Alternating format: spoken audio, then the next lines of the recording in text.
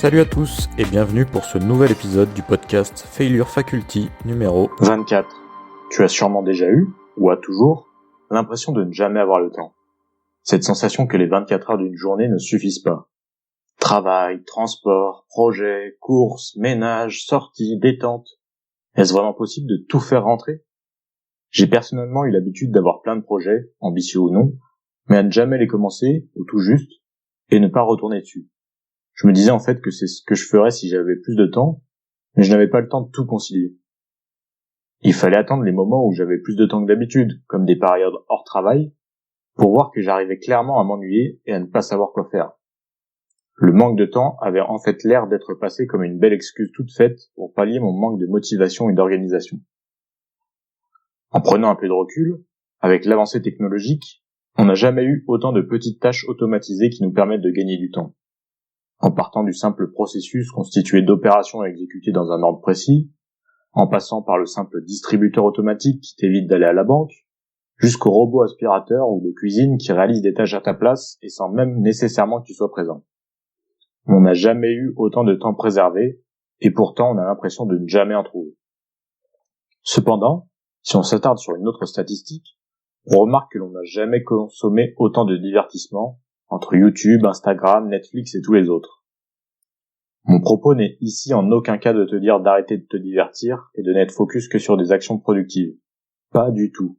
Ce temps est nécessaire. Je t'invite d'ailleurs à écouter ou réécouter l'épisode 2 du podcast où je te parle des différents types de temps. Plutôt s'attarder sur l'organisation et la maîtrise de ce temps. Simplement se rendre compte factuellement du temps consacré à chaque chose. La facilité d'accès aux différents divertissements en amène également le plus gros problème, celui de tomber dedans. Binge-watcher une série sans voir ce fameux temps passé.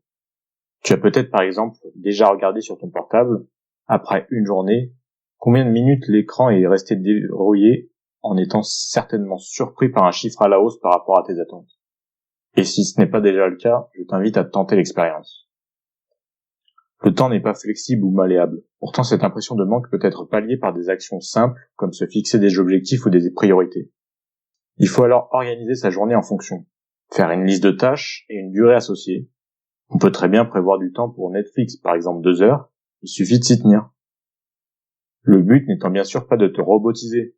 Surtout que l'imprévu est inévitable, et c'est justement important de le prendre avec le bon pied. Souvent, si tu cours après le temps, l'imprévu va enrayer ta mécanique et te plomber mentalement, alors qu'il faut justement transformer l'inconvénient ou l'imprévu en plaisir. Ton train est annulé ? Pas la peine de ruminer et de se lamenter sur ton sort, ça ne changera rien à la situation. Profites-en pour prendre un petit café en terrasse. Penser à te faire plaisir, c'est aussi une bonne façon de mieux gérer ton temps. Sans parler des prestations de services qui permettent de réaliser des tâches à ta place, le temps, au sens propre du terme, ne s'achète pas. Et dormir moins dans le but de vouloir gagner des heures n'est pas une bonne idée pour ta productivité à long terme. Si tu as cette impression de manque de temps, le premier pas est d'analyser objectivement et factuellement les différents temps consacrés sur une semaine. Tu te rendras peut-être compte d'actions superflues que tu mènes, que tu peux remplacer, optimiser, voire supprimer.